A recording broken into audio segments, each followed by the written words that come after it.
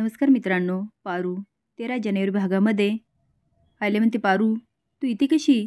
पारू झालेला प्रकार सांगते आणि म्हणते, मी घरी आले तेव्हा बाला लई आनंद झाला. तो म्हणला, पारू मला तुला घराबाहेर नव्हतं काढायचं, पण परिस्थिती अशी आली, माझा नाईलाज झाला. गणी म्हणतो, बा आम्हाला आदित्य सरांनी आणलं. मारुती म्हणतो, आदित्य सरांनी आणलं ना, मग झालं तर. पारू सगळं सांगते आणि निघून जाते. आता आयल्या खालीच बसून घेते आणि म्हणते, हे आदित्याला काय झालं? अनुष्का म्हणते, हो ना मॅम, आदित्य असं का वागतोय? पारू घराबाहेर जावं हा तुमचा निर्णय होता, पण त्याचा आदर न करता आदित्याने पारूला घरात आणलं. आयल्या म्हणते, नाही, पारूला घराबाहेर जाण्यासाठी मी कधीच सांगितलं नाही. अनुष्का म्हणते, ऑफकोर्स. अनुष्का अजून भरवायला लागते. आयल्या म्हणते, माझ्या मुलाने काय करायचं, माझ्याशी कसं वागायचं हे तू मला सांगू नकोस. एक लक्षात ठेव, आता आपल्याला जास्त तयारी करावी लागणार. तू आता कशी बेस्ट ब्रँड ॲम्बॅसिडर आहे हे दाखवून दे. लग्नाचं शूटिंग आहे, त्याला काही कमी पडता कामा नाही. अनुष्का म्हणते, हो मॅम. प्रिया म्हणते, प्रीतम उठ ना. अरे मला खूप तयारी करायची आहे, पारू नाही आहे आता घरात. प्रीतम म्हणतो, झोपू दे ग. पण प्रिया काय ऐकत नाही. तेवढ्यात पारू म्हणते, प्रिया मॅडम. प्रियाला खूप आनंद होतो. ती म्हणते, पारू आणि प्रीतम तर उठूनच बसतो आणि म्हणतो, प्रिया मॅडम मी काय सांगितलं होतं, दादा पारूला घेऊन येणार म्हणजे येणार. तेवढ्यात आयल्या येते आणि म्हणते, प्रीतम अनुष्का आणि आदित्यचं शूटिंग उद्याच आहे आणि हे शूट पण लाईव्ह असणार आहे आणि हे शूट मागच्या वेळेसपेक्षा जास्त मोठं आणि किर्लोस्करांच्या प्रतिष्ठेला शोभेल असंच व्हायला हवं. आणि सगळ्यात महत्त्वाचं, मागच्या वेळेस जी चूक झाली ती ह्या वेळेस होता कामा नये. अर्थात ती होणार नाही आहे, कारण ह्या शूटला मी स्वतः हजर असणार आहे. पण प्रीतम हे शूट तरी आदित्याला मान्य आहे का? नाही म्हणजे त्याला सांग हे कंपनीचं काम आहे. तेवढ्यात आदित्य येतो आणि म्हणतो, कंपनी रिलेटेड कुठलंही काम करायला माझा नकार नसणार आहे. पण याची पूर्ण जबाबदारी अहिल्या किर्लोस्करांची असेल, कारण ह्या शूटमुळे कंपनीला तोटा होऊ शकतो. अहिल्या म्हणते, मी घेतलेली जबाबदारी माझी होती, माझी आहे आणि उद्या पण असणार आहे. माझ्या निर्णयाचे जे काय परिणाम असेल ते मी भोगायला तयार आहे. प्रीतम उद्या आपल्या घरातच सेटअप लावून घे आणि अनुष्काला तयार करायची जबाबदारी पारूची असेल. आता आदित्य पारूकडं बघतो. अहिल्या रागाने पारूकडं बघते आणि निघून जाते. प्रीतमला काय अहिल्याचा निर्णय ऐकत नाही आणि तो हात झटकतो. रात्री प्रीतम एकटाच उभा असतो.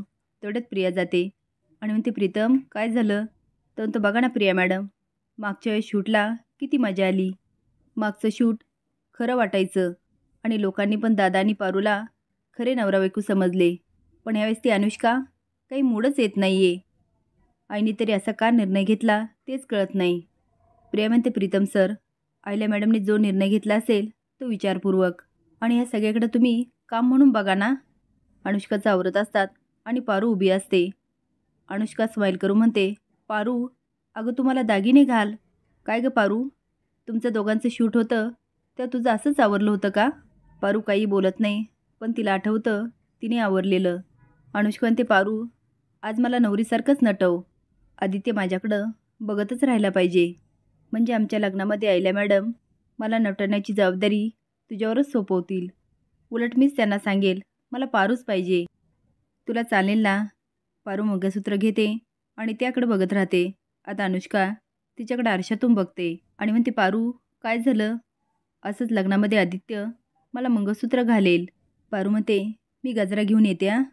अनुष्का मनात म्हणते, पारू तुला त्रास होतो ना, त्याचा मला खूप आनंद होतो, पण हा त्रास तर काहीच नाही. मी तुला अजून खूप त्रास देणार. आणि ती आयल्या, तिला काय वाटतं हे सगळं मी तिच्यासाठी करते? हे शूट करून तिला दाखवायचं आहे की फॅमिली किती हॅप्पी आहे, पण ह्या फॅमिलीचा हॅप्पीनेसपणा मी घालवणार. तेवढे तिला फोन येतो.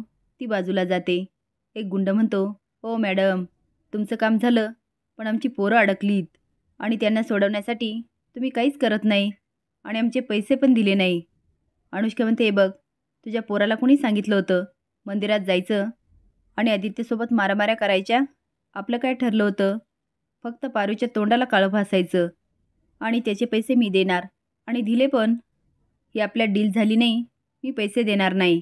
तर तो मॅडम, एकतर आम्हाला माहीत नव्हतं की आयल्या मॅडमशी पंगा आहे आता जे झालं ते झालं. आता आमचे पैसे द्या. मला पोरांना सोडवायचं. अनुष्का म्हणते मिळणार नाही. तो म्हणतो ठीक आहे, मग मी सांगतो पोरांना काय करायचं ते. अनुष्का घाबरून म्हणते ठीक आहे, मिळतील तुझे पैसे. तर तो लगेच बंगल्याबाहेर या आणि पैसे द्या. मी थांबलोय बाहेर. आदित्यची खूप तगमग चालू असते. तेवढ्या श्रीकांत जातो आणि म्हणतो आदित्य काय झालं? आणि हे बघ, आता अहिल्याला वाईट वाटेल असं काही वागू नको. मुळात तिला बोलायला चान्सच देऊ नको. आणि अरे कंपनीचं काम म्हणून बघ ना.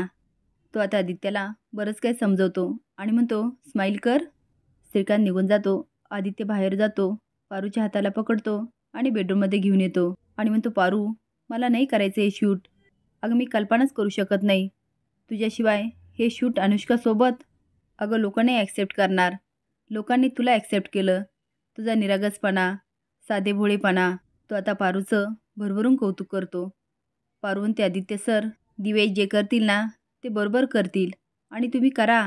आणि तसं पण अनुष्का मॅडम तुमची होणारी बायको आहे, काय हरकत आहे? आदित्य म्हणतो पारू हे मनालाच पटत नाही. तो आता बरंच काही बोलतो आणि म्हणतो पारू शूटच्या वेळेस तू मैत्रीण म्हणून माझ्यासमोर उभी हवी आहे. पारू मनात म्हणते आदित्य सर तुमच्या बाजूला पूजेसाठी अनुष्का मॅडम मी कसं सहन करू. पण हसत म्हणते ठीक आहे चालेल ना. बरं जाते हां. अनुष्का मॅडमला गजरे लावायचे आहेत. ती जायला लागते. आदित्य हात ओढत म्हणतो पारू थांब ना थोडा वेळ. असं वाटतं तू इथून जावंच नाही. असेच नवीन अपडेट जाण्यासाठी लाईक आणि सबस्क्राईब करा. धन्यवाद.